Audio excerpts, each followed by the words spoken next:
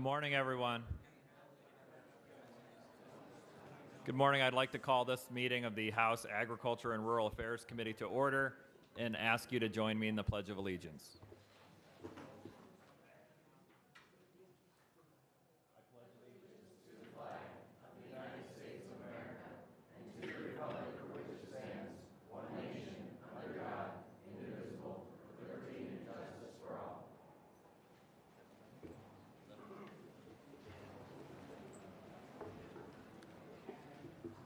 I'd like to welcome everyone this morning. We're meeting this morning. This is an informational meeting of the committee to discuss milk hauling and House Bill 915. This is an issue that the committee members are hearing a lot about. It's an issue that many in the agriculture community have been talking with our members about because of the impact on commercial vehicle bans on dairy farmers in Pennsylvania. And so I'm looking forward to the information presented today and appreciate everyone's attendance. At this point, I'm going to turn to my co-chair, Representative Chairman Pashinsky, for comments. Thank you, Chairman Cosner. Pleasure to be with you, and certainly looking forward to the testimony today. I would like to recognize a new member of our committee, Bridget Kozorowski from Lackawanna County. She was just sworn in on Monday, so we'd like to welcome you and look forward to your participation. We have some great agricultural industry up in your area, so we're really privileged to have you on board. Thank you very much for being with us. Again, looking forward to the testimony. Let's get down to work. Thank you. Thank you, Mr. Chairman, and welcome. I also welcome our newest member. We have an extensive lineup here this morning of testifiers. So we're going to start with remarks from some dairy farmers that we've invited to participate this morning. And if they would both come forward, Mr. Keith Spiker from Mifflin County and Mr. Mervyn Horst from Lebanon County. Welcome, gentlemen. If you'd like to say any introductory comments and also proceed with your testimony. Thank you for being here. Thank you for inviting me. I'd like to thank the committee for... If you could pull the microphone a little closer. Okay, can you hear me now? Thank you. I'd like to thank the committee for inviting me here today and also for considering this issue that is very important to me and my fellow dairy producers all across the state. I'd especially like to thank Chairman Cosner for sponsoring this bill. My name is Keith Spiker. My brother Kent and I, we're in partnership, and we own and operate Kishview Farm. We're located in Belleville in Mifflin County. We're the third generation on that location, currently milking 550 cows. And we are a little unique in that we own our own truck and we transport our own milk to the plant. Each one of our cows produce about 80 pounds of milk a day. So that's 44,000 pounds of milk in a 24-hour period. I know that most people don't talk pounds, they talk gallons. So we have a 6,000-gallon on-farm storage tank, which is roughly the same size as a milk trailer. And that tank is filled every 30 hours. And then after that tank is filled, we have to empty that tank and completely wash it before we can start filling it again. So from the time that our tank is emptied and washed, we have the clock starts ticking. We have 30 hours to get that milk to the plant, unload the truck, and get it back to the farm before our on-farm storage is full. If that truck's not back and empty and ready to empty our storage again, you don't just turn the cows off. Cows don't work that way.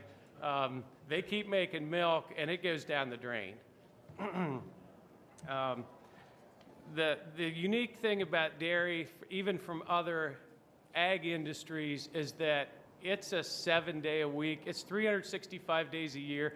You can come out to our farm on Christmas Day. The cows are still being milked. They're still being fed. They don't have a pause button.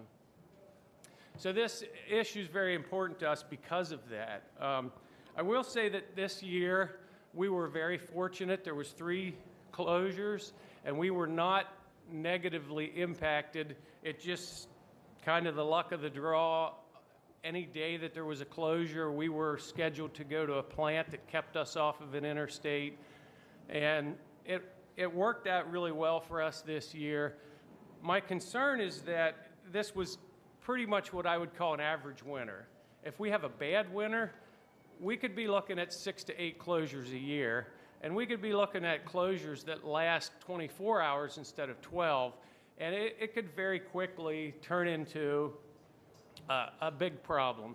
A tanker load of milk for us is worth $8,500. If we dump a tanker load of milk, that's $8,500 in lost revenue, but at the same time, I have 7 employees there that are expecting to be paid. I'm still operating as normal, just without the paycheck. So the other thing I would like to do, though, I would like to recognize the people here from Pennsylvania Emergency Management Agency, from PennDOT, and the State Police. And I understand they have an extremely difficult job to do. I also understand that public safety is far more important than my load of milk. With that being said, I would say, though, that milk haulers are the same breed of people as dairy producers. They understand that it's got to go 7 days a week, and they're prepared for that. Most milk trucks are equipped with locking differentials. Most milk trucks carry tire chains. They're used to going in and out farm lanes and driveways, and they're not your typical over-the-road truck driver. I think it's important that we come to an agreement that can not burden dairy producers and at the same time keep the public safe, and I believe that this bill accomplishes that. Thank you. Thank you very much. And we'll turn to you, sir, and then open to questions. Okay, I want to thank you too, Representative Clauser, for introducing this bill. I'm Mervyn Horst, and I'm a relatively small dairy farmer. We live in southeastern Lebanon County. That's about 50 miles east of Harrisburg here. It's me and my wife and my son and his wife milk about 100 cows, and we're the main employees around there. We don't have any other employees, and we make our primary income of selling milk. I'm also on the board of directors for a small milk hauling co-op, so I understand a little bit about what it is to haul milk. I would like to thank you again for inviting me to testify on behalf of all farmers in Pennsylvania today. I was asked to talk about the importance of milk being transported on our rural state and interstate roads all day, every day, year round. I would like to explain a little bit to those of you that don't understand a cow. A cow is an animal, and it's a female animal, and so therefore she has a mammary gland. A mammary gland, when a cow is mature and has a calf, she starts producing milk and fills that mammary gland or udder, which we call an udder. When the udder gets full, the cow feels pressure, and it's kind of like, I would like to kind of liken it onto a bladder. We don't all have mammary glands, but we all have a bladder, and we know how it feels when our bladder gets full. We feel pressure. Unlike a bladder, when it gets full, that can relieve itself, another can't relieve itself. The farmer has to do it. So therefore, he every day, twice a day, sometimes more often, the farmer massages the udder and either milks by hand or attaches a milking machine which gently removes the milk, which is the way we do.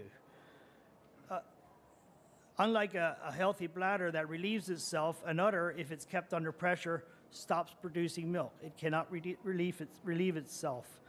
And eventually, if it's kept under pressure, it'll dry up.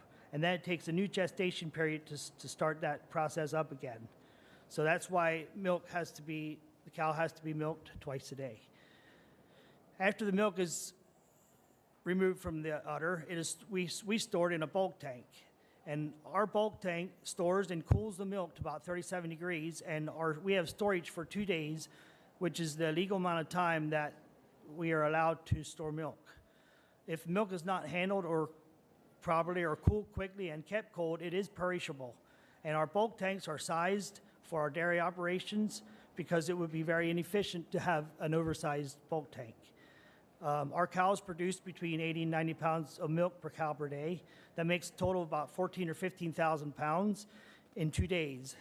And our bulk tank out on a farm holds a little over 18,000 pounds, so therefore we can't store much more than 4 milkings. Every other day, our milk hauler picks up our milk in his tanker truck, and if that can't happen for any reason, milk has to be dumped. So for every milking that has to be dumped on our farm, we would lose about $700 a milking in income. Plus, if milk has to be dumped, it cannot just be dumped anywhere. It has to be dumped in a facility where, like a manure storage facility or somewhere where it doesn't hurt the environment. So it all works like clockwork, on time, every day, on schedule, 365 days a year. So thanks for inviting me. If there's any questions, I'd be happy to entertain. Well, thank you to both of you gentlemen for your testimony.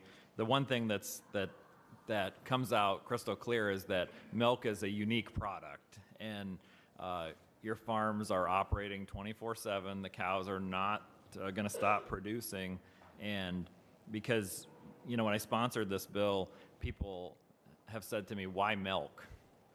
Why not other products?" And because the commercial travel bans have impacted a lot of different industries, but it's clear that milk is a special product, and that it's something that we needed to take a closer look at because of that special circumstances. I think another thing that has contributed is confusion relating to potential exemptions. There's a thought that in the past there were exemptions to the requirements, and in fact, I think back in the 80s there might have been. So some farmers and milk haulers actually told me that they thought they were exempt already, and so that's something that we need to ask the administration officials about also. So thank you for your testimony today, and we'll turn to members with questions. Representative Diamond. Thank you, Mr. Chairman. Good morning, gentlemen. Mr. Horst, it's always a pleasure to see a constituent come and testify before a committee I sit on. Welcome to Harrisburg. I come to this from the aspect of someone who used to be an over-the-road trucker.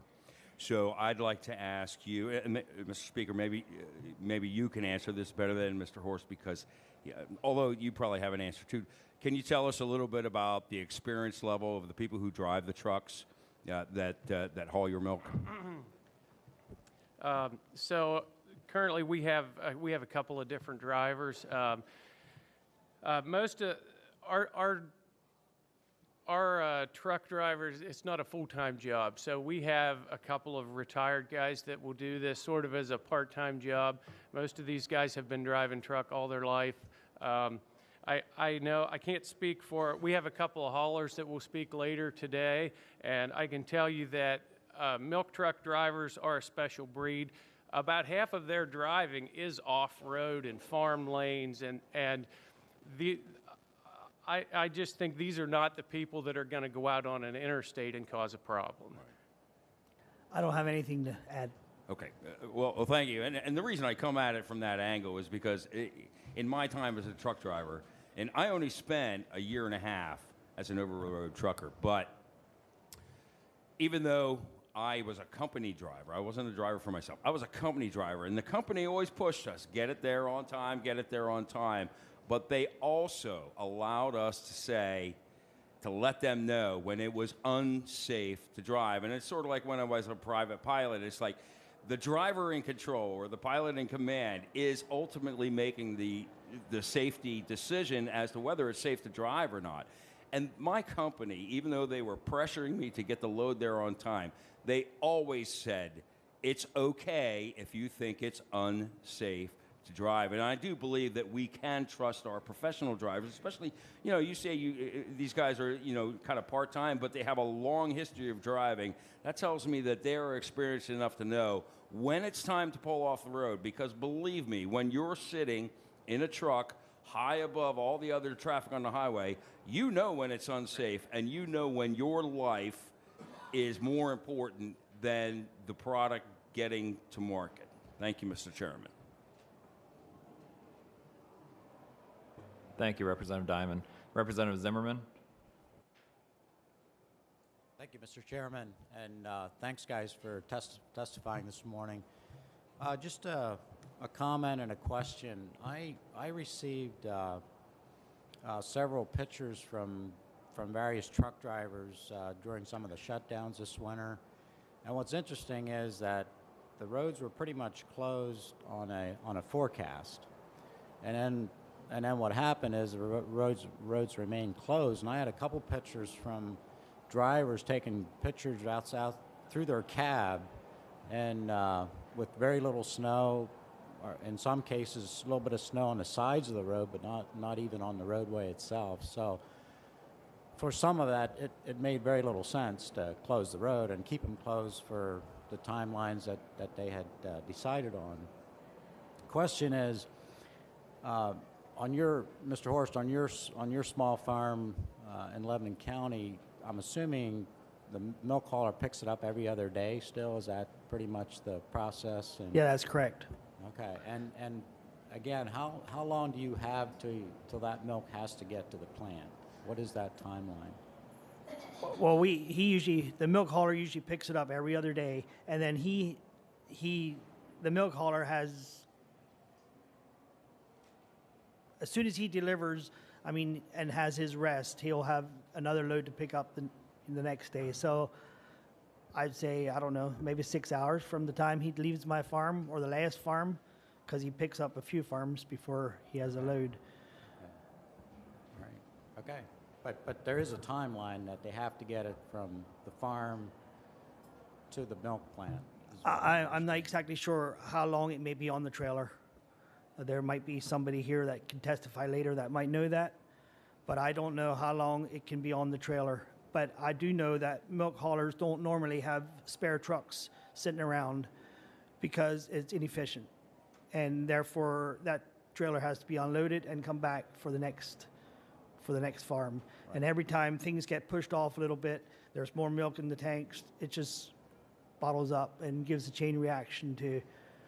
Right. And as far as being safe, there is times when milk can be dumped, and if it's extremely not safe, because there is times when we have winter storms that are impassable. Sure. But which makes sense if it's a real severe storm and there's nothing else can be done. But milk is a perishable, and there's a time limit. So thanks for the testimony. Thanks, Mr. Chairman. Chairman Paszynski. Thank you very much, Chairman Costner. And thank you, gentlemen, for being here today. Keith, you had mentioned the fact that all of your truckers, the trucks are equipped a little bit differently than most of the other over-the-road trucks. You said your trucks carry chains, they have differentials.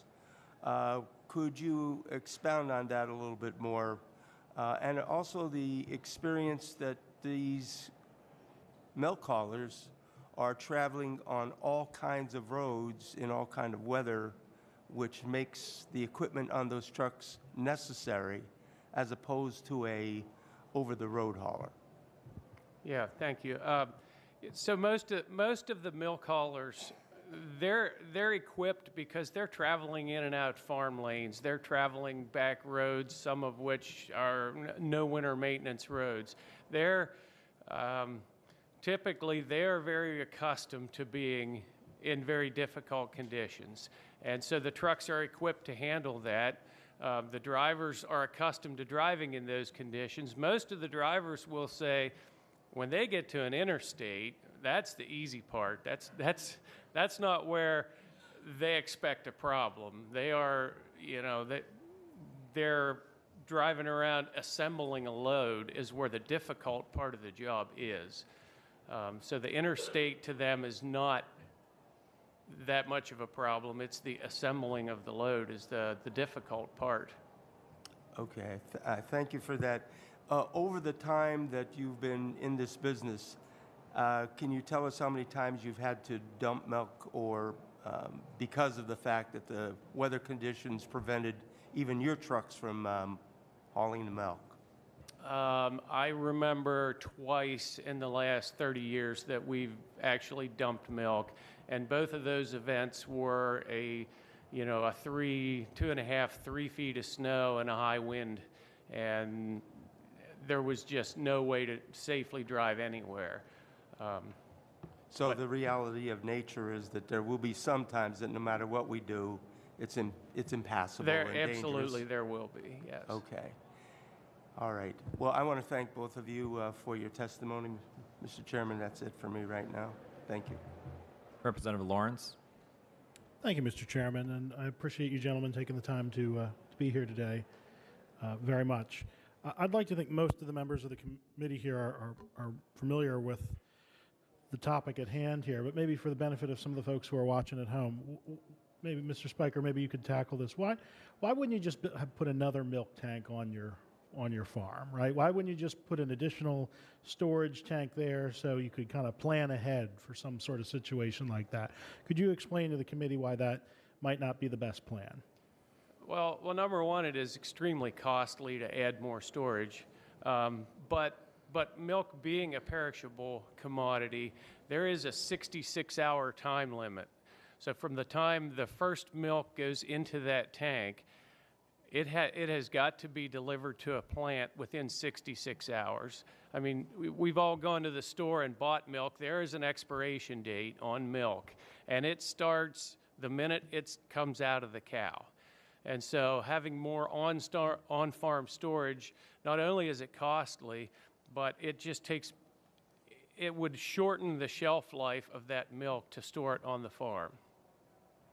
And would it be accurate to say that if you had, let's say, a second tank of the same size as the first tank you already have, 99% of the time, or maybe a large percentage of the time, it would be, in essence, empty?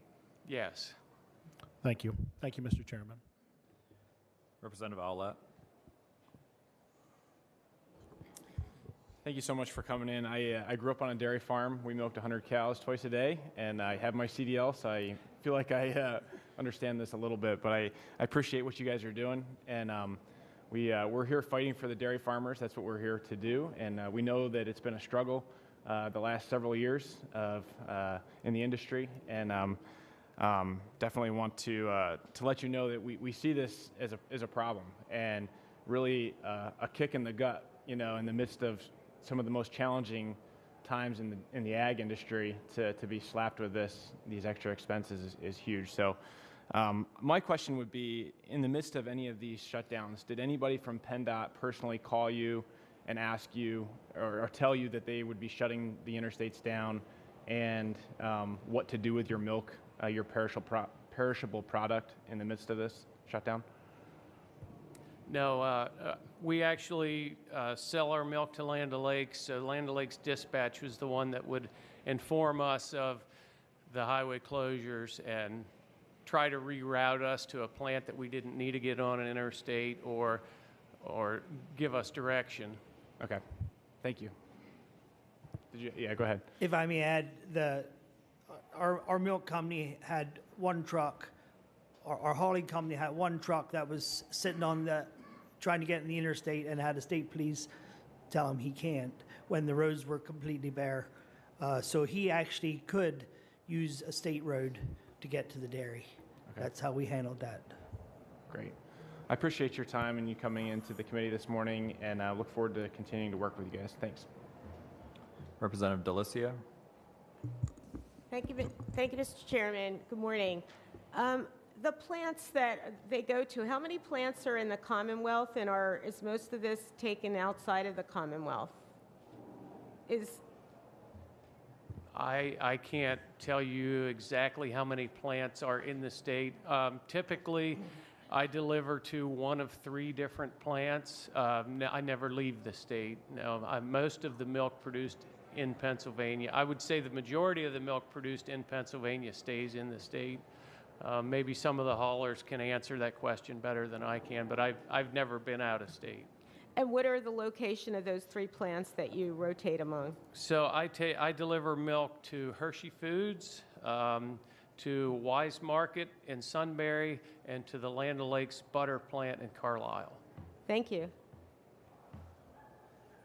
Our hauling co-op delivers to about 5 or 6 different dairies.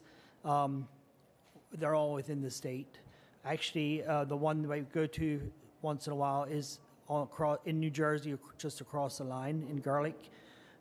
We deliver mostly to Lansdale, and there's almost no way to get there without being on an interstate. Lansdale is, I think, a Dean's Foods plant, which buys from our co-op. Thank you. Thank you, Mr. Chairman. Representative Klunk.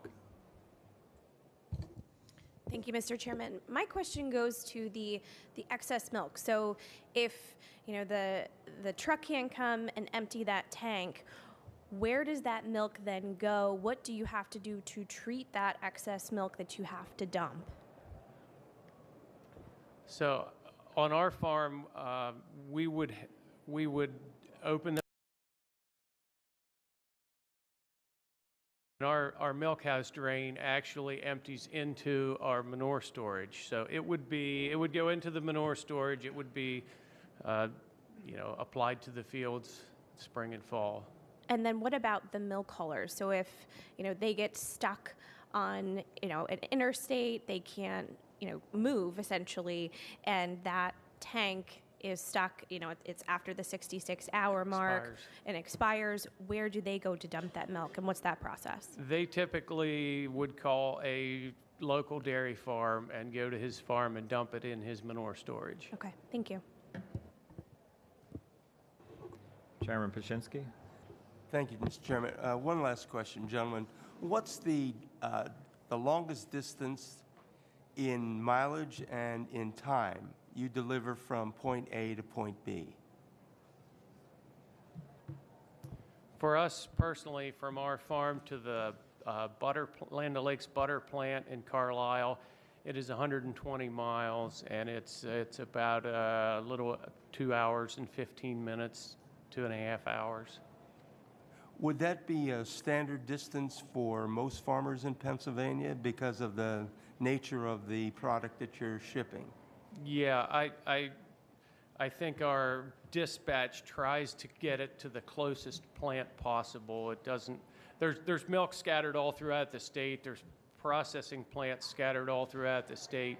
It doesn't make sense to move it clear across the state when there's typically, no matter where you are, there's a processing plant within 2 hours of you. So the point is you basically have a 2-hour run that you need to deal with, Correct. right? And there's a time frame which you start that run on a regular basis? Yes. And what time would that be?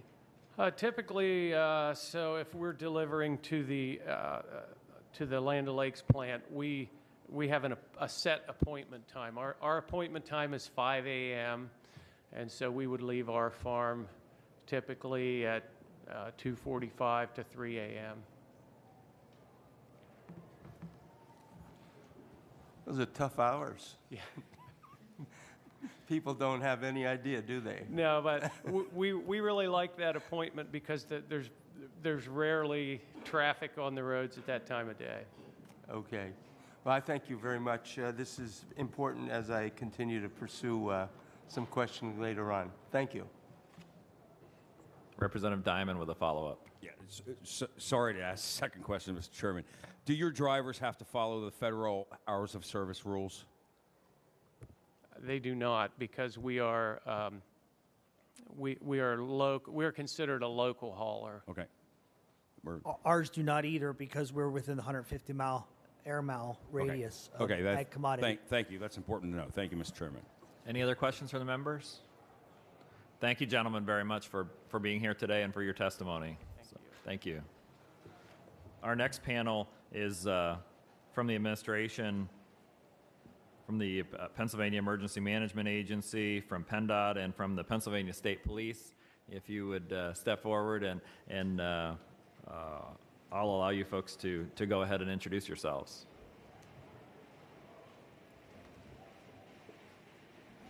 And welcome. whoever wants to start first. Well, I'll start first.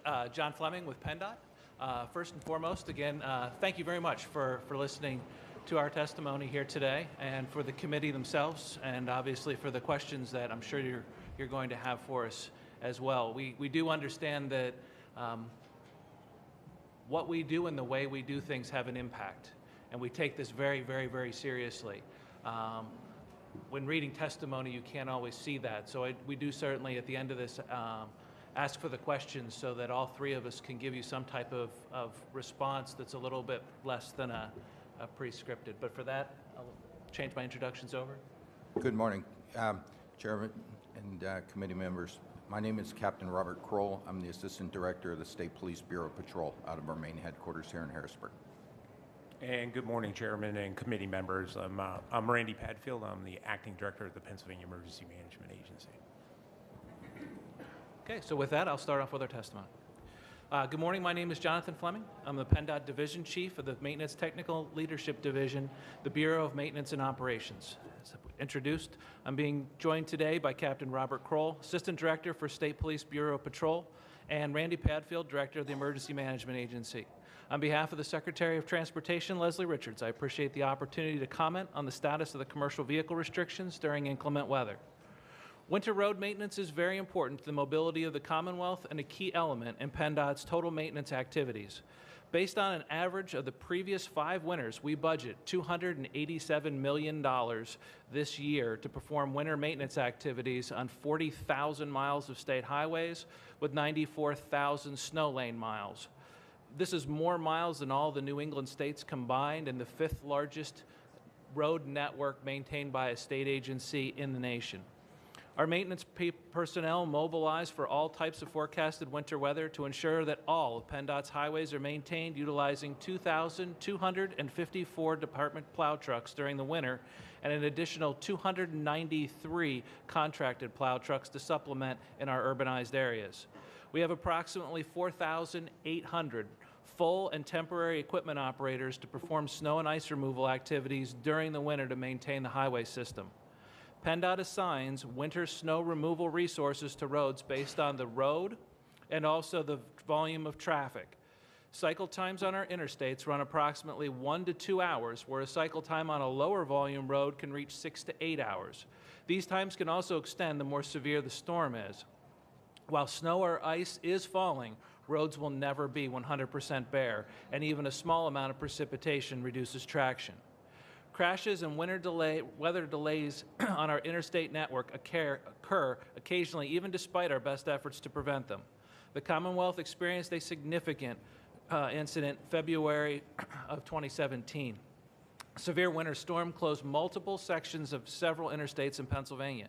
Many vehicles during this storm were stranded for an extended period of time. An extensive review of the incident and the Commonwealth agency response was performed by James Lee Witt Associates. This report documented findings of the investigation and provided recommendations for each of the Commonwealth agencies with response to the storm. One significant finding was the need to provide basic health and human service to motorists trapped on the interstate system for extended periods of time when winter weather closures occur. PennDOT, PEMA, the State Police, and the Pennsylvania Turnpike Commission all worked together over the past 10 years to develop and refine strategies and procedures to support those involved in long-term closures of the interstate. The State Highway Framework was developed as part of this strategy. Successfully implemented, the plan restricts the types of vehicles on the interstate where higher traffic counts and speeds, combined with reduced access to exits of the highway, are common. Since finalizing this framework, PEMA has coordinated webinars involving both PennDOT, the State Police, the Turnpike, our 911 providers, and local emergency management staff to review the principles and also the framework outlining. Together, the Commonwealth has developed a strategy of phasing in restrictions and bans when severe weather is forecasted to reduce the impact of closed interstates. Pennsylvania's strategy is to restrict or ban commercial vehicles on interstates due to the amount of resources necessary to restart commercial vehicles when they are stopped on interstates during snowstorms. Regardless of the reason the traffic is stopped on an interstate, commercial vehicles do not have that ability to regain mobility when this traffic is stopped for significant periods of time during an inclement weather event. This requires long and extensive recovery periods, removing vehicles one at a time. Specialized equipment is often necessary just to access and then assist the trucks with ice or snow built up beneath, below, and around them, preventing that mobility. When commercial vehicles are involved in crashes, specialized equipment is also necessary to remove the debris and also perform any of the hazardous materials cleanup, extending the time to reopen those interstates. When we have these restrictions, if restricted vehicles must travel, the non-interstate system is available for them to move. The conditions may be different from the interstate, but there are also many more accesses and exit points, making it easier to move, get around, or get emergency vehicles and services if they're stuck in a crash. Pennsylvania is currently the only state on the East Coast to have a phased-in approach to managing interstate traffic. Many states simply just restrict all types of commercial vehicles during their bans. Pennsylvania elected to phase in restrictions, starting with speed limit restrictions, then followed by banning empty and double trailer commercial vehicles, and then all commercial vehicles predicated on the severity of the event and the weather conditions. While we look to our neighboring states for best practices, Pennsylvania must also take into account its varied elevations, extensive network, and also the significant truck volumes that we have. As part of our overall commitment to ensuring the safe travel of all motorists on our highways, PennDOT partners with the Turnpike, with PEMA, and the state police, as well as our surrounding departments of transportation, to review our forecasted weather condition days in advance of a winter weather. As a group, we confer directly with the National Weather Service offices, and that's State College, Pittsburgh, Mount Holly, Binghamton, and Cleveland, all 5 service Pennsylvania, as well as our contracted weather service AccuWeather and the state meteorologist for detailed weather forecasts. We discussed the impact these storms can have on winter snow removal operations. We also discussed the type, duration, and intensity of this precipitation, as well as the time of day, temperatures, wind conditions, and any other type of bans that other states may be enacting in consideration.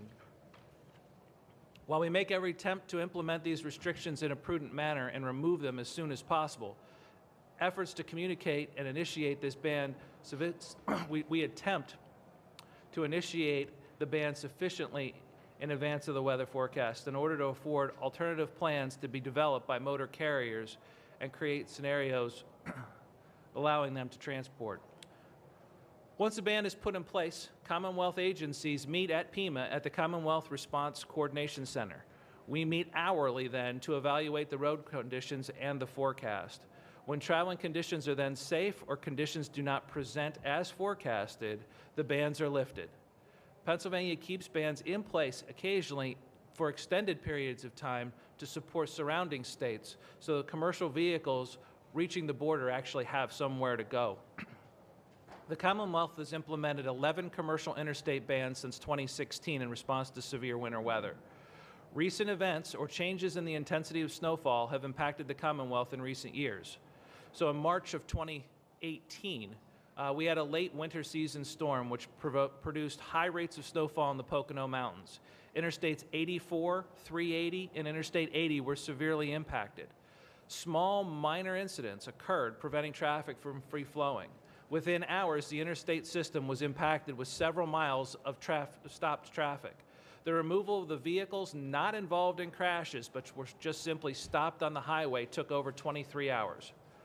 Emergency service volunteers were dispatched to assist stranded motorists, removing them from responding to emergencies within their own communities. One fatality of a motorist stranded in the backlog occurred as responders desperately attempted to access the vehicle, and one child was born while stuck in that same accident. In November 15, 2018, a similar weather event closed the interstate system for 8 to 15 hours while commercial vehicles were removed from the snow and ice that built up around their stopped vehicles.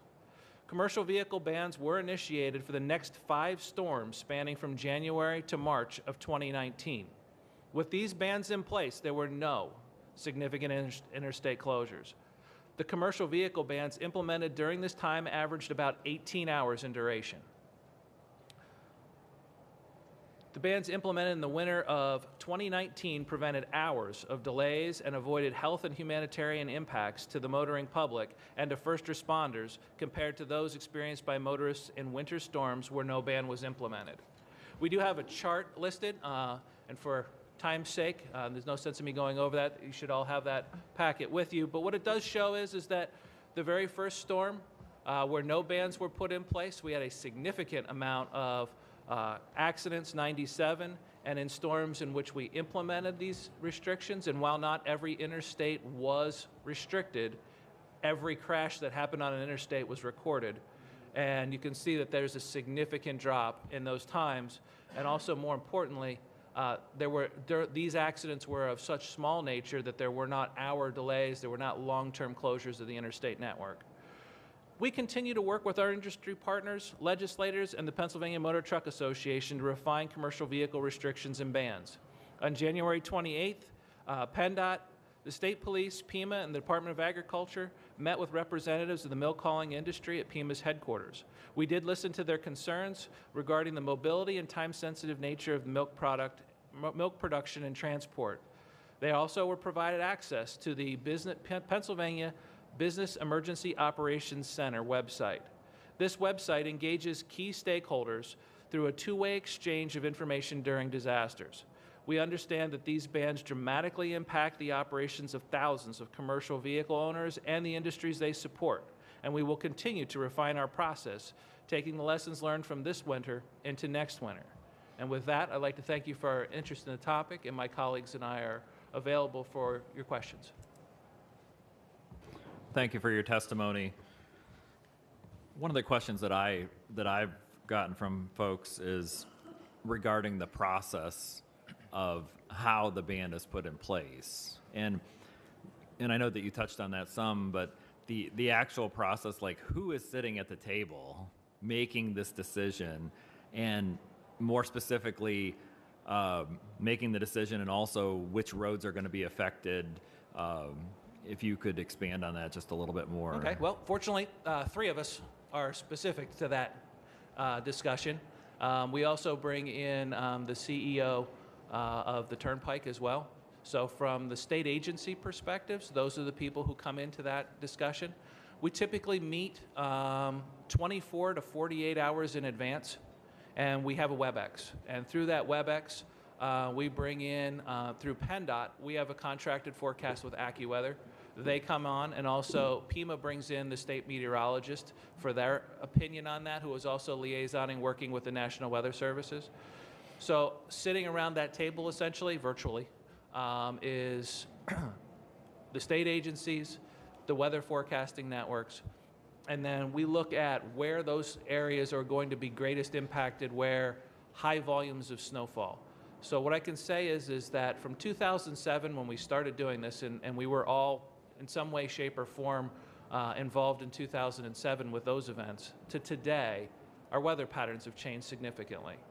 We don't see snow that happens, half an inch per hour over 4 or 5 hours. What we see now are these very, very, very strong, multiple inches of snow over a very, very short duration.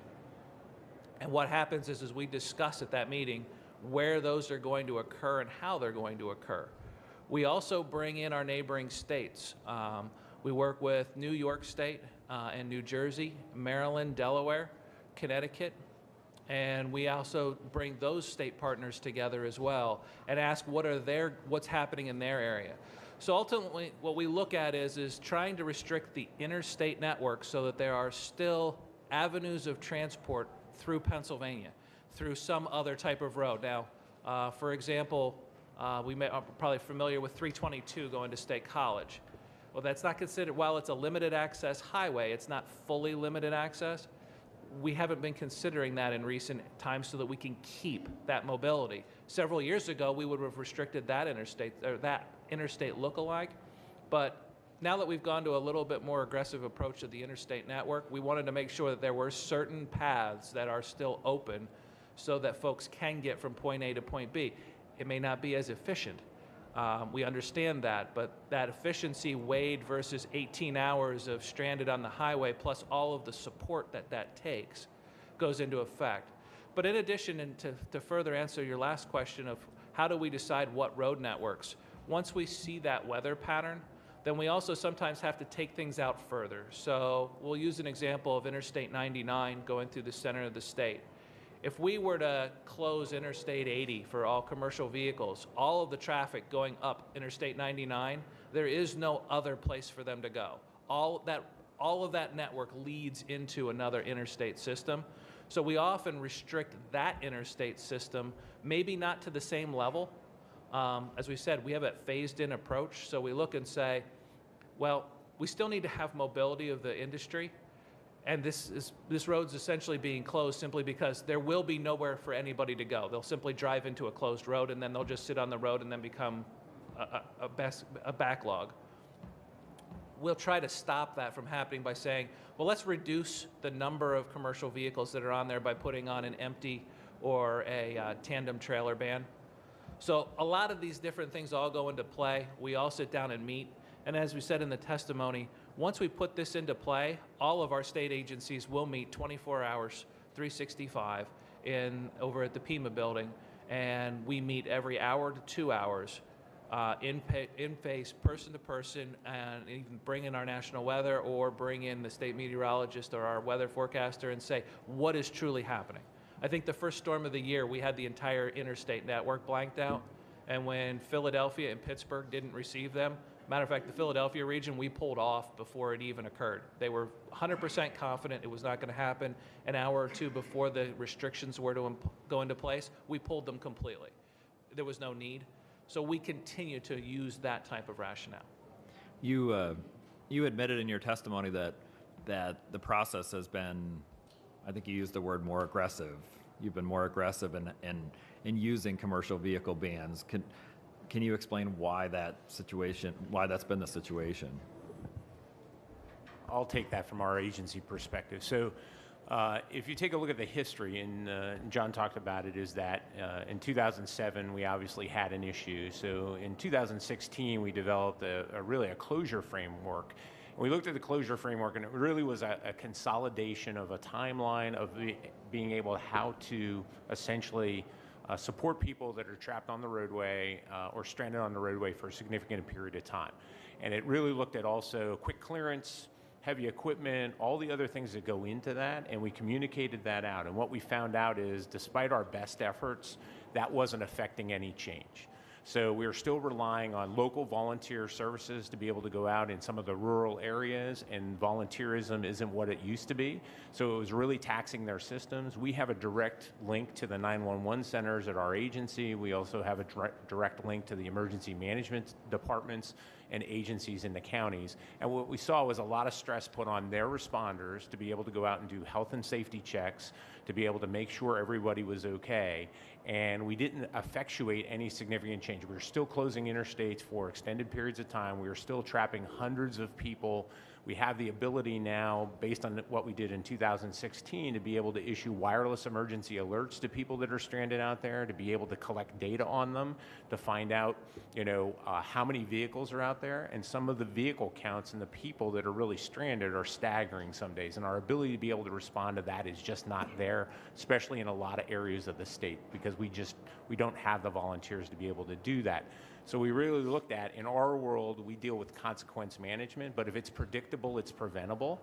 And we looked at a more aggressive approach of being able to, if we know that this is going to happen and we know these consequences occur, can we look at a series of bans and restrictions to be able to really prevent these from occurring in the future? So that's why we've taken, it's really a maturing of that process. We started off from a consequence management perspective, and we're really looking now at, can we prevent these from occurring? Because if you look at the amount of resources that we tie up on a lot of these prolonged closures, it's time, it's personnel, it's heavy equipment, everything else to recover from them. And it's very clear, and as John indicated, the ability for us to recover once the roadway is closed during a significant precipitation event isn't there. It is very difficult to do that. It takes hours, and it's really an arduous process.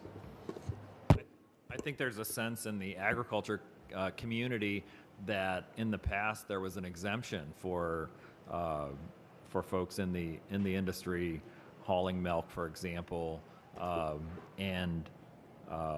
I'm told that there may have even been a PEMA policy sometime previous that folks in the agriculture industry thought was still in place. Can you speak to that?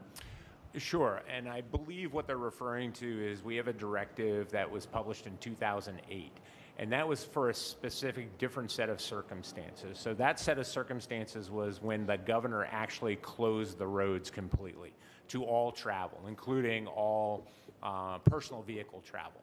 And that was specifically designed, and John can correct me if I'm wrong, that I believe only occurred once.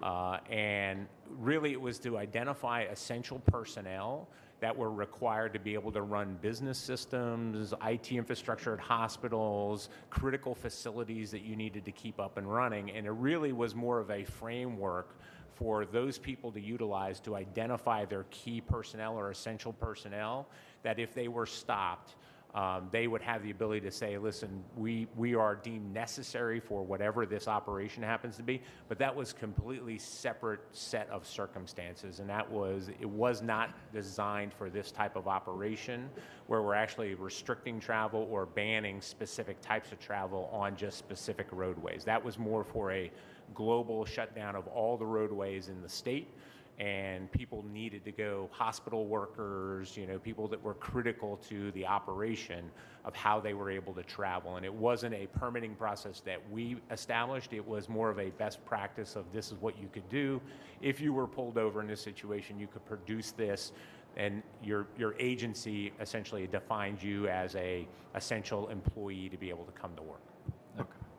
Thank you. Questions from the members? Chairman Kaczynski? Yes, thank you very much, Mr. Chairman. Thank you, gentlemen, for your testimony today.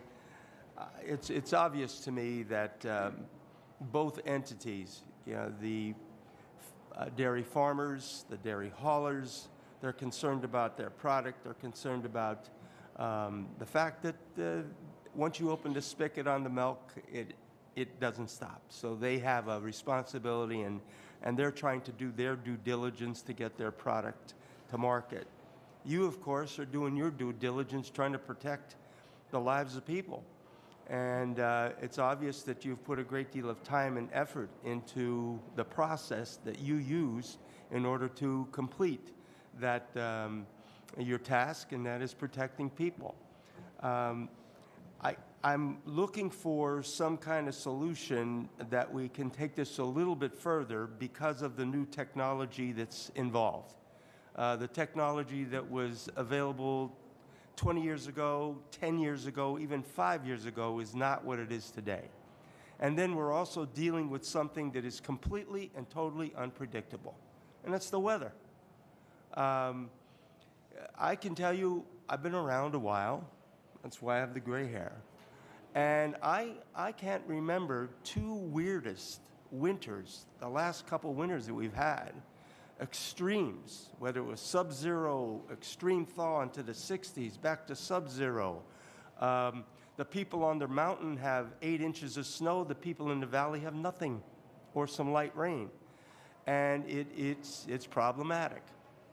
So as we were discussing this amongst ourselves, even before your testimony, we were wondering if we would go back almost to like the old time where you could say, the weather, the storm is coming from the west. It's in Ohio. We predict it's going to be in Pittsburgh at 11 p.m. It will be in central Pennsylvania at 2 a.m. It will be in Wilkes-Barre at 6 a.m. Okay? So we checked with the guys in Ohio. Is it moving? Yes. But it didn't make Pittsburgh at all. In other words, there is a visual, an actual moment where we could communicate. And I believe, I asked the question to the haulers, how much time do they need? Those haulers may have that time frame that they could run their trucks for that 2 hours without any problem of danger at all. Is that a possibility where we would have more of a communication ability from point A, point B, point C, point D to demonstrate how that forecast is actually moving. Now, this sounds a little crazy, but I would ask you to just consider it for a moment, because there's a lot at stake. You're concerned about the safety of the people. We are as well. That obviously should be the number one concern. They have a product that's perishable, and it's pretty frustrating to be in a situation where you have a full truckload, there's nothing on the ground, and you've been prohibitive of traveling. So I'm looking for where's that little bit of wiggle room in there that we could actually change the communication system to allow that truck to transport. We know that every trucking company knows where every truck is at any time, any place, anywhere. So I'm asking the question, is that possible for our milk haulers? I'll speak to that, sir. And there's, in addition to that question, there were several points that you made that I think bear some commentary too. So if I may, I'll expand a little bit further. Clearly, this is, to all of us from the state agencies, an issue of life safety. We have, in evaluating this, we're looking at this hourly while we're at the Commonwealth Response Coordination Center, the basically Emergency Operations Center, for a simpler term. While we're there, we're meeting with the meteorologist on an hourly basis. We are consulting with the Turnpike because obviously traffic restrictions on the Turnpike affect the other roads off of it and vice versa. So we're looping them into the conversation. We're also reaching out to put real eyes on the situation as it progresses across the Commonwealth. We're reaching out to the local troop commanders, which I do personally while I'm there, reaching out to the troop commanders and the station commanders across the state to get real-time information of what they're seeing that plays into our evaluation that we do. Simultaneously, the Turnpike Commission is reaching out to their maintenance districts across the Turnpike system, and PennDOT is also reaching out to their folks as well. One instance where we had a restriction that was not in place in Philadelphia, and we were evaluating, word came back almost instantly from both PennDOT and from our folks to us in the response center that there was a flash freeze. The temperature was just borderline, that they had a flash freeze, and they started experiencing crashes all over the roads, both the interstate system and the local roads. So those type of things we're actually monitoring in real time and getting feedback, so we are doing what you're asking there. But some other things that go into play in this, because they do play into the life safety aspect, is we're looking at essentially short-term closures. And when I say short-term, I understand the impact on industry. Any closure or any restriction is an impact on that industry. But we have to balance against the life safety aspect that John had spoken to earlier in his testimony. These closures all have been 24 hours or less, with the exception of one that ran about 26 hours. We evaluate the closures, and of course there's concerns from other industries as well. We've heard from the petroleum industry, talking about home heating oil and the home propane. If somebody's running low, that could be a life emergency. We recognize that and we evaluate those. We don't give a waiver to that industry as a whole. However, we evaluate the criticality of the needs, whether the travel can only be done by interstate, because so often, including with these milk haulers, these are short distance runs, relatively speaking, in the trucking industry, which I'm very familiar with. I served as director of our commercial vehicle safety division for a few years and was involved in that for the majority of my 29-year career. The time that we're limiting them on the interstate system, they can go off onto the secondary roads. And the impact on the local communities by that, really, we have had no negative feedback from any local communities.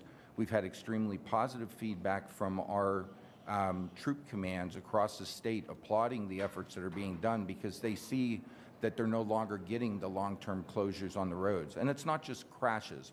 Crashes are one thing, but in one of the recent storms, both sides of Interstate 83 here at the Research Summit Hill near exit 38, on both sides we were able to watch that we had double tractor trailers, the tractor with 2 trailers on them, stuck trying to make that hill, but just could not physically pull that hill due to the configuration of their vehicles. That also blocks traffic, stops traffic on the interstates, and is problematic. While you don't necessarily have the people getting hurt, the injuries right there from that stuck tractor trailer, there's potential for traffic crashes in the queue or buildup of traffic behind them. There's also potential for people to be stuck between exits.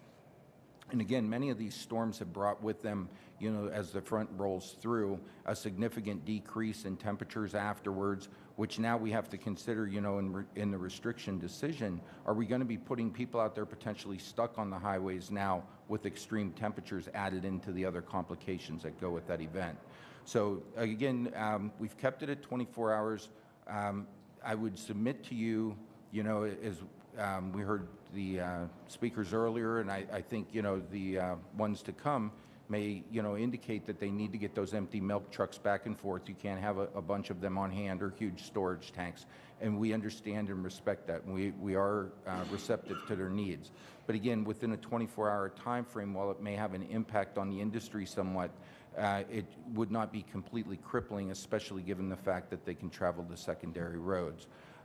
When we get to the 24-hour marker, we start evaluating for things that are truly life safety, like your utilities, like your home heating oil, things of that nature, and would deal with those on a case-by-case basis and have, in fact, done so. So I thank you for the opportunity.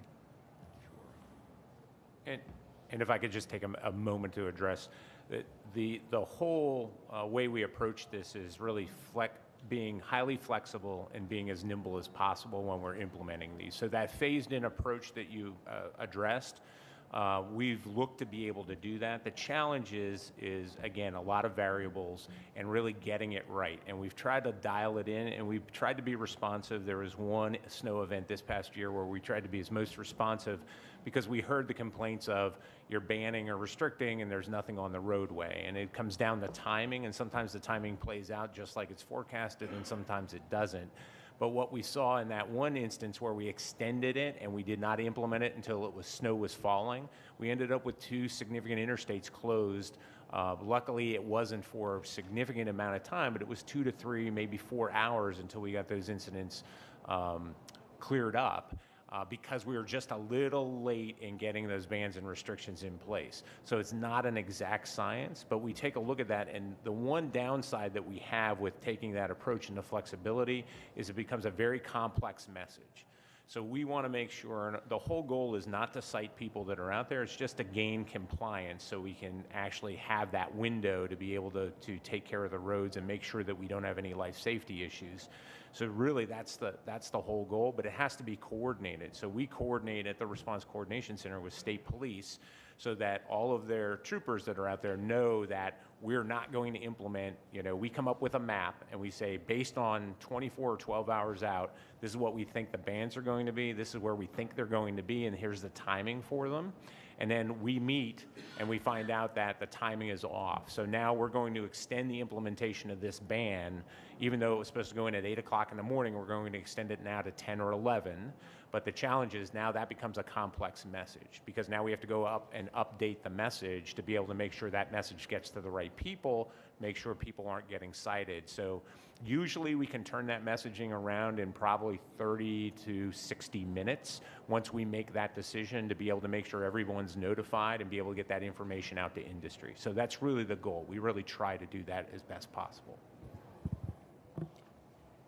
And I want to thank you very much for your responses and your efforts to try to make it as safe and efficient as possible. Possibly maybe even some continued conversation with the milk haulers themselves for a better understanding by them and by you relative to routes and maybe some other possibilities that we haven't thought of. But I want to thank you very much for your testimony, your efforts. Appreciate it. Representative Lawrence. Thank you, Mr. Chairman. And gentlemen, thank you for being here today. I appreciate it very much.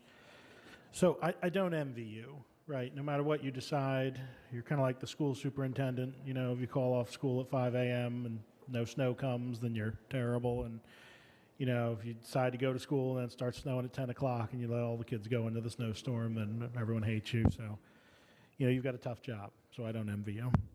And we have some unique roads in Pennsylvania. I think about the Turnpike in particular, that storm a couple years ago where folks got stuck on the Turnpike for, you know, a long time. They end up having to take the Jersey barriers out and let people turn around. It was a kind of a disaster. So certainly we want to avoid that situation. But, you know, the Turnpike's a unique road, too. You've got stretches on the Turnpike where you go 20, 30, maybe even more miles, and there's no exit. There's no way out, right? There's no way off. Some places it's pretty narrow. And certainly getting a tow truck out into, you know, a blizzard is no picnic either, to fish the truck off the side of the road or whatever. With that being said, I do think we've identified, I think the chairman here has identified an issue. I've heard from constituents about it. This bill has, you know, I think significant bipartisan support, which also speaks to it. I guess the question I have for you is that, you know, I see a big difference between an empty double trailer, right, which is kind of like a giant sailboat in the wind. Maybe my colleague from Lebanon County would concur with me, right? And, you know, a milk truck with 85,000 pounds of milk on it, right? It's a big difference. So could you speak to that? I'd like to get your thoughts on that, right? As you're contemplating these actions in the face of inclement weather, how that factors in, particularly when you're talking about, again, vehicles with significant weight that, you know, are going to handle a lot differently than the double trailer we were mentioning there that might have, you know, might be backhauling with nothing in it. Actually, that's the whole purpose behind why Pennsylvania opted with a phased-in approach.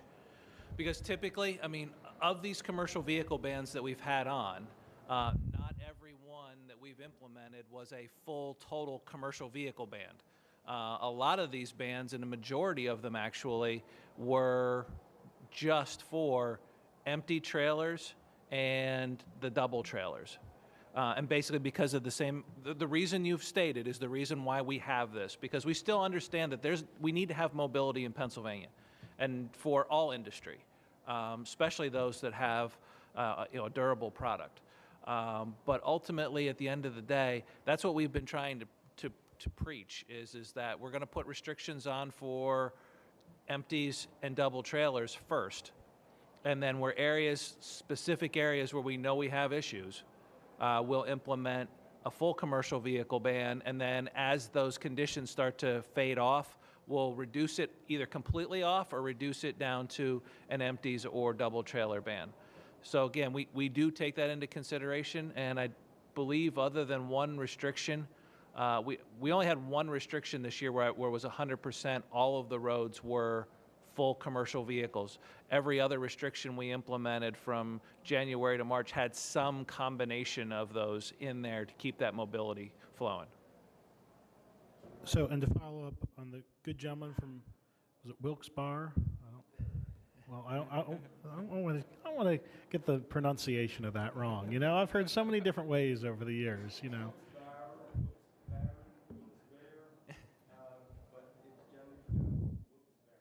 Okay, just want to make sure I'm getting it right.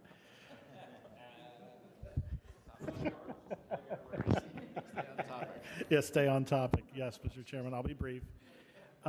Just to follow up on his questions as well. I mean, we've seen a sea change in technology over the last few years here, and by and large, the trucking companies know where every single truck is, right? There's a lot of reasons they want to know that information. But, I mean, I hear what you're saying, but it just seems to me there's a disconnect between what I'm hearing you say and what I'm seeing on the ground, right? Because this is an issue that people have brought to our attention. People are stuck. They can't get onto the interstate. There's no snow. The snow never ends up showing up.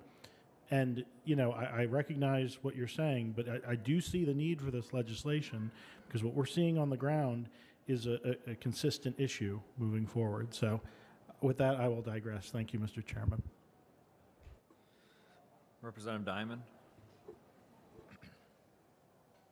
Thank you, gentlemen, for your testimony. Really appreciate you coming here. I do appreciate the delicate dance that you do. You have probably more moving parts than a guy putting together a dresser from IKEA. On top of that, you're relying on the weather report. And I've watched the weather report. They're quite often wrong. So I understand the position you're in, but there is public sentiment out there that some of this is knee-jerk, some of it is overreaction, and that sort of thing. And you did mention, I just, going forward, I hope that we are a little bit more reserved about how we do this, because the public perception is that we're going overboard, much like we've gone overboard with school cancellations over the years, that sort of thing.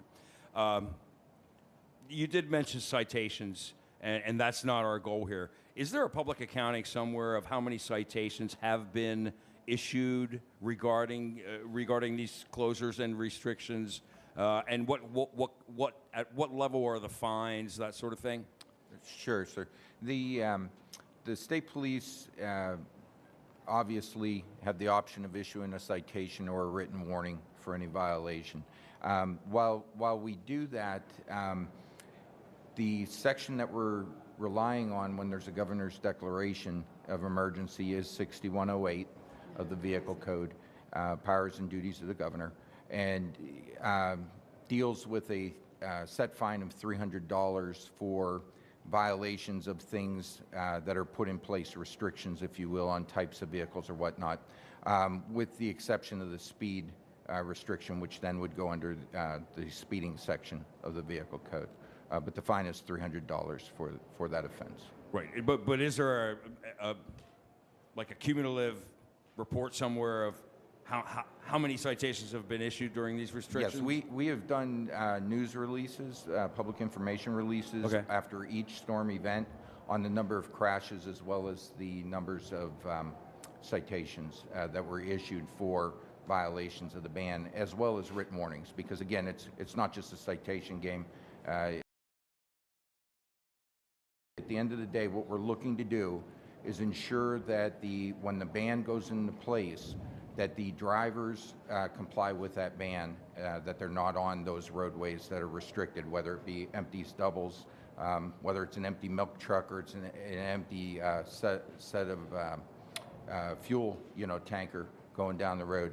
Either one has lightweight, issues with pulling hills, no weight really significant over the drive axles, and those vehicles have historically become problematic for us. When they jackknife, you always end up with a fuel spill, which turns into a hazmat event, long-term closures, and problematic. So that's the reason we go there. But we do have information on that, and if you'd like some information on specific numbers of citations, we can get Sure, that if you to could the provide us committee. with that, that'd be great. We've Diamond, released it before to the public. The committee has that information. We recently received the data. Okay, thank and through this last winter, there were 1,820 citations issued and 281 warnings. And just one follow-up question on your process. You talked about the three of you personally are like the ones in the war room here, and you bring in the Turnpike Commissioner. Is that correct? Yes, that's correct. Okay. So when you make a decision, do you actually take like a written recommendation to the governor personally, and then he says, yeah, do it? Or is it just on your authority to act on your own? I mean, you're interacting with the governor and his staff directly, or? Yeah, what we interact back through our agency representatives through the governor's office, yes. Okay. So that it's not done in a total vacuum. For instance, we would then work with their chief of staff for each agency to go back to the governor's office, yes. So ultimately, it's the governor's call whether you implement it. Has there been a time where the governor said, no, we're not doing it that way, or has he disagreed with you? Not to my knowledge, no. Okay. And we've had communication through the governor's deputy chief of staff on what the intention happens to be. So it's really like the commander's intent, and really the commander's intent is to really be proactive. I will say that our process is much more streamlined than we deal with in other states. So when we are dealing with New York or we're dealing with New Jersey, a lot of times it takes them longer to make that decision to be able to release their travel restrictions and bans. At least that has been our exposure to that. So having all the principals at the table at the Response Coordination Center is key. And like I said, we can turn those decisions around and get the notifications out in about 30 minutes to 60 minutes max. Whereas other states take a much longer process because there's a hierarchy that approval has to go through, especially on the release side. And Representative Diamond, to that point also, the travel restriction cannot be done without an emergency declaration by the governor. So thank you. Representative Outlet. Thank you for your time, and I agree. I would not want to be in your shoes. This would be a tough job. Randy, I had a question for you. It seemed like the chairman was talking a little bit about the exemptions in the 2008 law he was talking about. It seems like when you described that was actually a higher level of closure than what you're actually doing. So it seems like if it applied for a higher level of closure, why wouldn't it apply for a lower level that you're describing to us today? So, and we're currently looking at that. So that was a much different, obviously, situation. And I believe that was developed because of when that was done, it was developed after the fact because they said we need to have a way to be able to do it.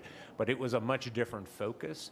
So I will tell you that as part of this process, and the captain talked about this, when we're approaching 24 hours, we're really having conversations on what those exemptions need to be. Because the challenge with the 2008 process with that road closure is that it really decentralized that and left it up to each entity to determine who is truly essential and who isn't. It was never issued by a state agency. So it really decentralized that. So that became a challenge because you're just taking whatever the person's presenting at face value. Whereas what we're doing is we're looking at, once we approach 20 to 24 hours, we understand things need to start moving. So we actually have a scheme to say we need to provide exemptions for milk haulers. We need to provide exemptions for fuel companies to be able to move fuels, especially to critical refueling locations. It could be gas stations that Public Works are relying on, Public Works facilities, hospitals that are on generator power, those types of things.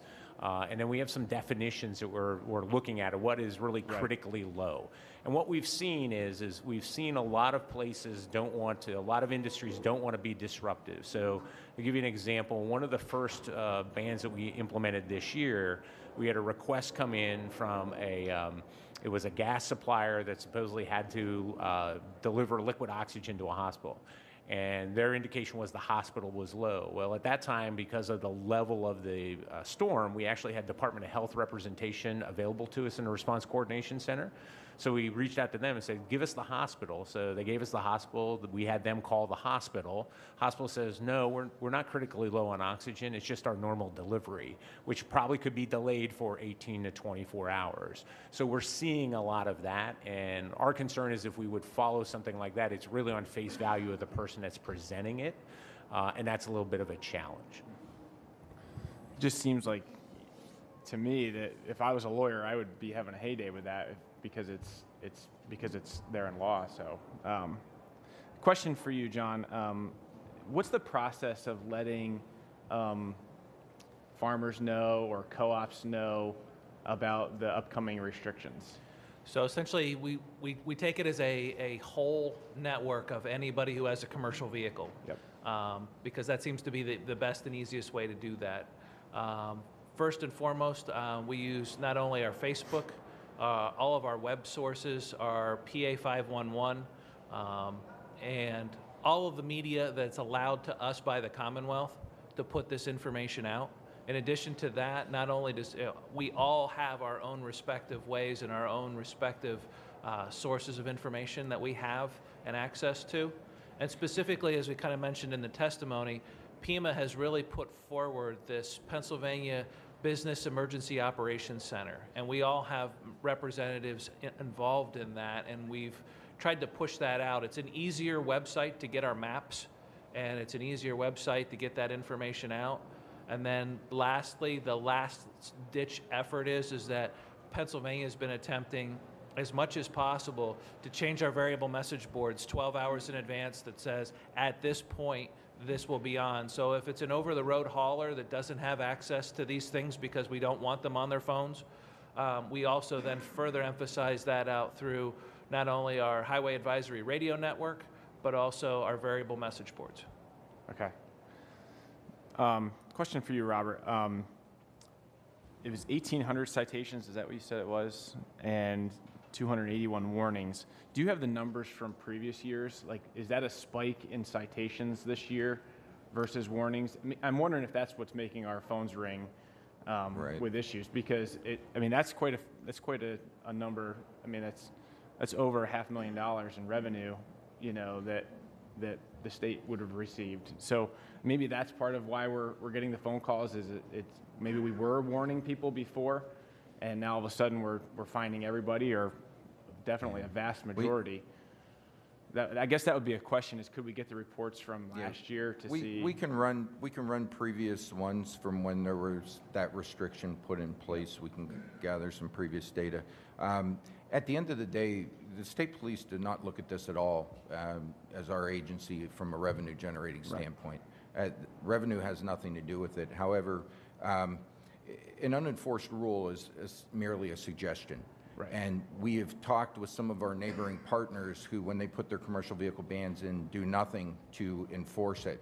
And literally, you would not know that there's a truck ban or truck restriction in place at the time because everybody's still running the highways. Yeah. So the state police, as a law enforcement agency, are going to continue to do the law enforcement role.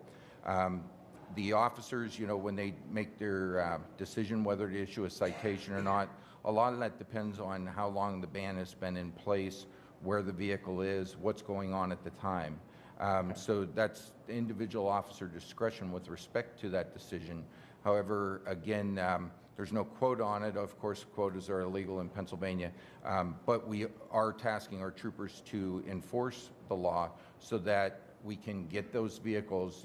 Normally you pull one truck over because of the technologies available to the industry.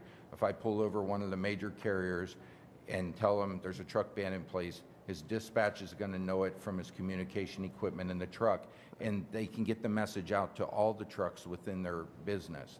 And when that replicates company after company across the board, we see they realize that, hey, we need to get off the highways now or take alternate routes or find a safe shelter if for some reason they didn't get that messaging in advance that John spoke of earlier. And I know the folks at the state police aren't looking at it as a revenue, but that would be some of the perceptions that we're receiving. I understand that, and that's perception to folks can be reality. So we need to help them understand Sure. that. Just having And to the state opportunity to speak at this hearing Yes. and some of the other meetings that we've done Yeah. with motor carrier groups have been trying to message that out. So we continue to talk about that, and even quite frankly with the weather getting better now, and hopefully we don't have to deal with this anymore this winter season. We'll still continue to work on that in the background so that as we come into next winter season, people aren't caught off guard by it and they understand Right. we can continue to message it out. Yep. The last question I had was, it's Please be brief. pretty brief. Okay, sorry. You had talked about our interstates approximately are 1 to 2 hour cycles, and then our secondary roads are 6 to 8 hour cycles.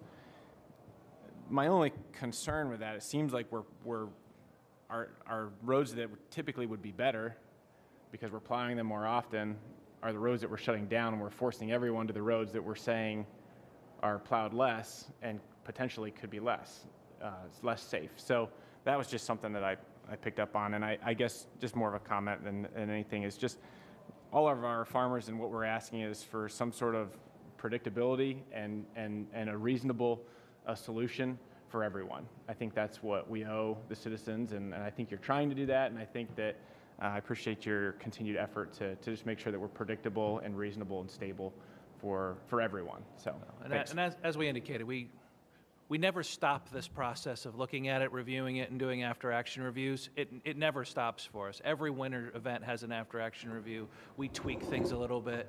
We change the game. We find out what worked and what didn't, and that will not change. thank you very much for your testimony. Thank you for your service. We appreciate you being here today, and certainly look forward to working with you going forward. So thank you very much.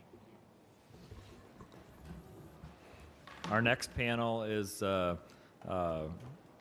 companies that haul milk.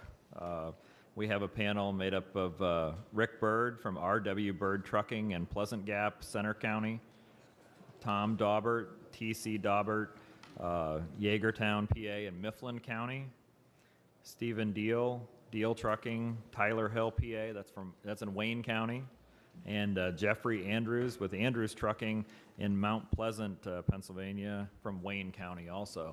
So welcome, gentlemen, and you may proceed. I'm Rick Bird from R.W. Bird Trucking, owner of a milk hauling company. I want to thank the committee and chairman here for inviting us today. We haul approximately between 40 and 50 loads of milk a day, and our main roads are the interstate roads. We travel into New York, Virginia, West Virginia, Ohio, New Jersey, and Pennsylvania. And our hardships and things this winter was running the secondary roads with so much traffic backed up and things. We had a hard time getting our milk in the farmer's product there, which in turn, it costs us more time, which we can only run so many hours legally. We couldn't get our equipment back sometimes to pick the milk up.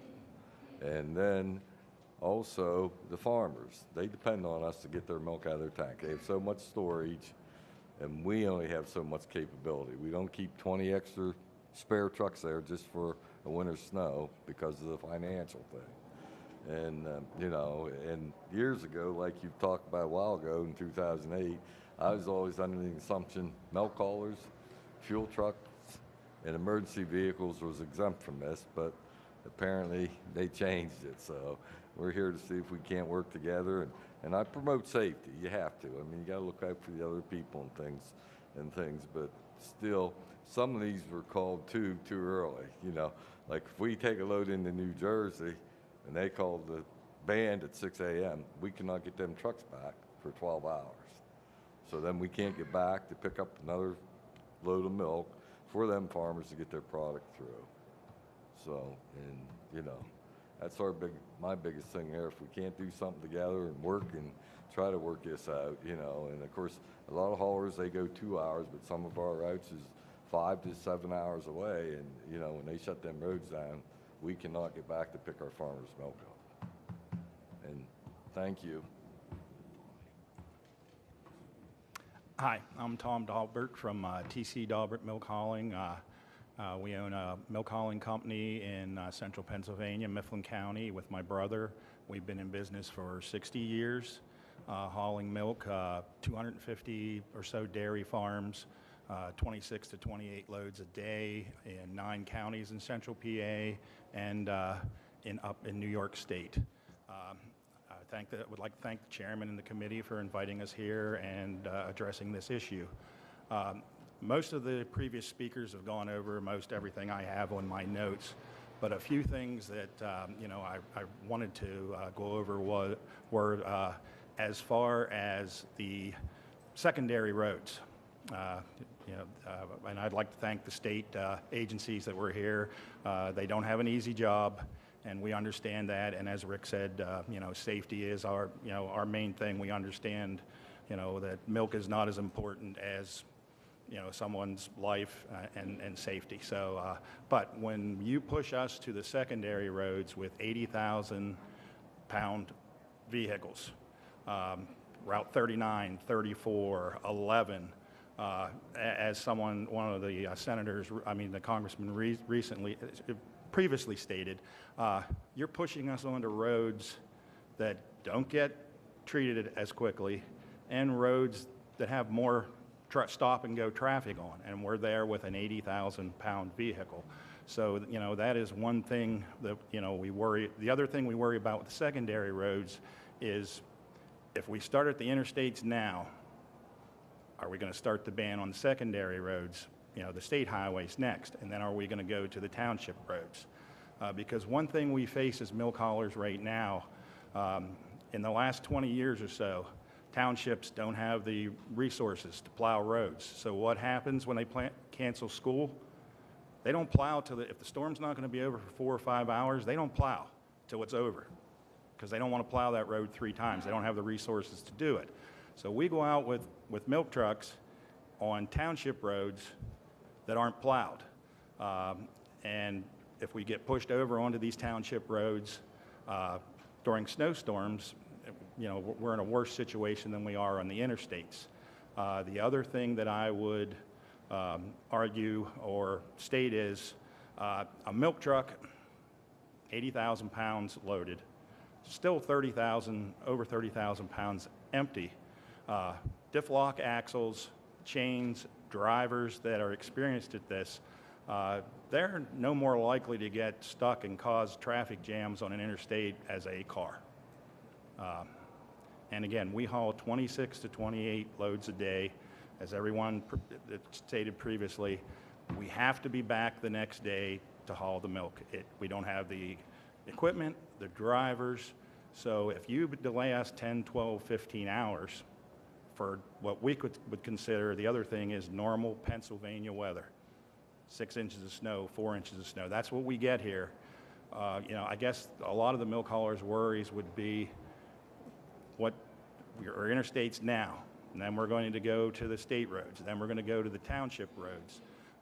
For our situation, if we lose a day of revenue, that's $20,000. If we get a year that we have a bad winter, you know, we get 5 days, that's $100,000 revenue. Our drivers have to be paid, our fixed costs have to be taken care of. The person that's going to eventually pay for that is the dairy farmer. You know, we're going to have to pass that cost along to them. If we don't run 3, 5, 6, 7 days a year, the dairy farmer is going to pay for that. And, you know, so that's, you know, that's one of our biggest concerns. And the other concern would be, again, safety for the driver. If he gets to a dairy and then the roads are closed for normal Pennsylvania weather and we end up sitting there 8 or 9 hours, he's in a day cab. He's got nowhere to sleep. And then when they open the roads 8, 9 hours later, he's coming home tired, no rest, and then more than likely going to have to go back out again because, again, there's no capacity for us to catch up for the general freight companies can catch up the next 3 or 4 days. We can. We lose a day, it's gone. The farmer's production's gone, and you know, our revenue's gone. So I think that is the main point that, you know, points that I would like to make, and I thank the committee. Thank you. Hi, I'm Jeff Andrews, Andrews Trucking. I'm not as big as these other companies, but I have 5 loads, and we started our business in 1986. That's, I believe, 32 years. Milk hauling is a 7-day-a-week operation, 32 years. You know, we try to hire people that are experienced and able to handle the trucks. And in those 32 years, I have never had a truck stuck on the interstate. Like somebody else said here before, you know, once we get our milk picked up on secondary loads, we hit the interstates, and most of the drivers say, "Oh, we've got it made now because we're on the interstates." And another issue, we come down from Scranton, Pennsylvania, down to New Jersey, and for me to get to Jersey, I have to come down 380, and there's a certain point on 380 that there is no accessible roads to go from one point to another on back roads, you know, and you're going on to roads that aren't taken care of as well, and steeper hills. But there's a certain point that I have to get on the highways, 380, to get down to Jersey. And basically that's, you know, the only thing. We're our trucks are built different. We have different rears in the trucks with full differential locks. We carry chains. You know, we're just a little bit more prepared. Most of the trucks that I've seen on the highway, they either have no chains or bald tires. You know, we try to keep up on this to try to prevent from getting stuck and doing our jobs. So that's basically all I have to say. Yes, I'm Steve Deal from Deal Trucking. From Tyler Hill, PA. We're right in the northeast corner of Pennsylvania. We're up almost on the New York border. I have the same amount of milk as Jeff, 5 loads. We used to have a lot of milk. A lot of the mom and dad farms, you know, they're all gone out now. So we keep expanding. We go into New York State a little bit. And I pick up a half a route in PA, and once I get into New York, it's like a whole different world picking up milk. I don't know why. The roads seem so much better in New York, but they are. And then I come back to PA, to home, and then somebody delivers it. And when we've been delivering to DFA in Reading, Pennsylvania, so we have to travel the interstates in Pennsylvania. For years, we delivered to New Jersey, but the market, the manufacturing plants and the bottling plants in New Jersey have closed up, so we've lost a lot of our New York City markets there. So we go to DFA in Reading, so that's why we travel 380, 80, 33, 78. And the travel ban is actually, it's very hard because we get tankers loaded like the rest of the guys, and you can't get them unloaded. And since the farms are so far apart, some of our routes are over 100 miles just to accumulate the milk, and that takes 7, 8 hours. So if you got these trucks all backed up full of milk, you need more equipment to get, and like everybody says, we can't afford to have all that equipment. A new truck is around $150,000. A new milk tanker is around $100,000, and you can't afford to have that kind of equipment sitting around unless you're using it. And another thing I have to add is, because I pick up close to the New York border, I listen to New York radio stations. And last year when we had a blizzard, I was out picking up milk, and I go from the northeast corner of PA into New York, and they came on the radio and they said, state of an emergency, except oil tankers and milk tankers. Came right over the radio. And I'm thinking, why can't Pennsylvania do that? Because those are the two things that really need to go. So that's why we're here today, I think, is try to find a resolution to this problem, because it is a real burden on our business. And I want to thank you. Well, I want to thank all of you gentlemen for being here with us today to testify and to speak specifically on the impact that this has. And you can certainly speak with authority on the issue, and it's helpful for us as a committee to hear the testimony, because we've certainly heard, as other members have stated, from a lot of constituents on it. But having you here today, you can definitely speak to the issue. Some observations that come to mind for me, there seems to be a given that it's safer to get off onto a more secondary highway, and some people assume that that's a given, but as a person who represents a district that's probably the most rural part of Pennsylvania, I know that getting off on a secondary highway isn't always the best thing. It's sometimes a problem in itself, because some of those secondary highways aren't in the best condition themselves. So that I don't think that should be a given. There also seems to be some, as we've stated before, some misinformation or miscommunication dealing with policies of the past, dealing with informing people about exactly what you can do and what you can't do, about when the ban is in place, what the ban applies to. It's interesting, sir, that you mentioned that New York had a ban, but specifically exempted milk trucks and oil tank trucks. So obviously that is a possibility that could be done.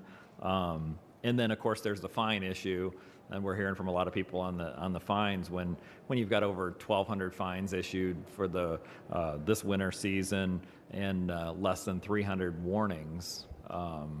That's been an issue for a lot of folks. So I think from my perspective, what it comes down to is we need balance in the discussion and talking about this issue. And I think that the information that you folks have provided today, along with the two dairy farmers that testified earlier, helps this committee and as we move forward with this issue. So thank you very much. I don't have a specific question for you. I'll turn to other members if they do have any questions. Representative Borowitz. I just want to say thank you guys. I cover part of Center County, not Pleasant Gap. I think you have Benninghoff, but thank you guys for being here. I know I talked to my dairy farmers in my district, and the burdens that's on the dairy farmers is extreme, and I know as milk haulers also. And I just talked to my dairy farmer, and he said along the lines of what you said, that he in his lifetime has only incurred 2 other times that there's been situations where there's travel restrictions and they weren't able to move the milk. So I just wanted to say thank you. Thank you for what you do. It's nice to have you guys here. I feel like a piece of home is here when I talk to you guys because I love my dairy farmers in my district. And we just need to be cognizant of what's happening to you guys and know that it really is another burden placed upon you guys once again upon an already burdened farmers that struggle daily right now. Like you said, the mom and pop dairy farm's already gone. So just thank you guys. Thanks for being here. Representative Gillen. Thank you, testifiers. And just very briefly, maybe you could describe to me your anticipatory planning before the first snowflake falls, what you all have to do, how you gear up for that. And I think I remember Captain Kroll referring to safe harbor. Okay, you can't be out there.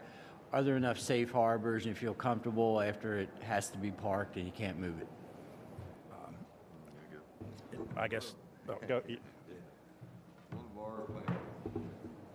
One of our plans was we did go out and pick some milk up early, but where we run into a problem, we come into a religious effect here. We pick a lot of Amish up, 257, and they do not want you on their property on Sunday. But we did it this year, and we got a lot of slack because we were participating on the roads being shut, which they were. But then, like Tommy said, we didn't get that much snow. I mean, we're used to, when we see 3 foot, then we know we got snow, and 4 to 6 inches, that causes great burdens. But that's one of the things we repaired. We never did that in the 57 years that our company's been in business. We never went out and picked the Amish up on Sunday. And that was a first for me, but I didn't know what else to do. So, Good. I think, what we do, what milk haulers do differently than general freight companies. We start in the fall. General freight companies don't change their tires to winter tires, most of them. Our company starts in the fall with all our rigs. We have 40 rigs. They start in the fall. We put winter tires on the trucks. Every unit has chains. So we're ahead of it before it even starts. And then, as Rick said, we make changes and variables to when the weather's coming. Maybe we'll go out early and pick up the milk, try to get it delivered before the snow comes. Basically, I think the biggest difference between the general freight companies that we're talking about with the doubles and the less than loads, one, all of them, they weigh a lot less than us, so they have no traction. And two, we have the chains, the tires, and all the trucks are equipped with diff lock. I don't know barely any milk trucks that don't have. Basically, we can lock all 4 wheels in and continue to go. Plus, our drivers are trained. They're on these backcountry roads that aren't plowed because when school's canceled, they know how to drive in winter conditions. They're trained to do it. So You know, I would say there's a difference between a milk hauler and a general freight company and just the preparation and what we go through, because the freight companies know they can pull the trucks over and they can make up their being behind in 3 or 4 days. The milk hauler has to do in 24 hours, he has to get it done for that day, because the next day there's a complete other task to do the next day with the same amount of trucks that has to be done, and you can't catch up in 3 or 4 days. You have to have it done in 24 hours. And that's what happens when the roads are abandoned. We're out picking the milk up before and trying to get ahead of the game, but once they ban the roads, we're stuck there with loaded trailers. We can't get to the processing plants, we can't get back. So the next 4 days, we try to play catch up. And like everyone says, there's a 66-hour window on milk. Can't be left in the farmer's tank more than 66 hours. And I applaud your hard work. I have a farm, but I'm not a hard enough worker to have dairy cows, okay? I realize. we need some dairy farmers. Thank you. Chairman Pashinsky. Thank you, Chairman. Thank you all for coming out here today. It's extremely informative and obviously very important. I wonder if we could continue this conversation between our administrative officials, the state officials, as well as the dairy farmers and the haulers. I do have a question, because it appears that the dairy haulers have different equipment on your trucks. Because, again, not every trucking company is going to have chains on that truck. And you're right, not every trucking company changes their tires for the winter to prepare for that. Do you know whether the fuel haulers have similar characteristics to their vehicles as yours? A lot of fuel haulers have diff locks and things in their trucks, just like the milk trucks. And as far as chains, I don't know whether they carry chains or not, but kind of sparks and hauling gas. If they break a chain link, and spark could cause it. And I don't think they carry chains. Yeah. Okay, thank you. And again, you know, there's reasons why we do things. We have regulations for reasons. Obviously, safety is a major factor.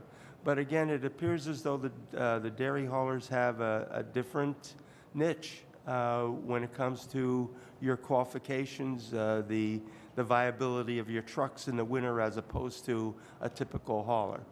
I would like to see whether we couldn't continue this conversation with our officials, our state officials, as well as the haulers, to see whether or not maybe we can come up with a particular qualification that would allow you that waiver during certain time frames. I don't know if that's possible, but I'd like that conversation to continue if you're in agreement with that, Mr. Chairman. So again, I want to thank everyone and appreciate everybody's good work and efforts to do the right thing here, and that's what we're going to try to do as well. Thank you. Thank you. Thank you, Chairman Pashinsky, and thank you, gentlemen, for your testimony. Thank you for being here with us today. I want to thank all the testifiers that participated today. There was a lot of information presented, information that the committee members can use as we continue to work on this very important issue. What is apparent is that there's no question that milk is unique and that this is a unique situation, and we look forward to working with everyone involved to try to help in the situation. So thank you so much for your participation. This meeting's adjourned. Thank you.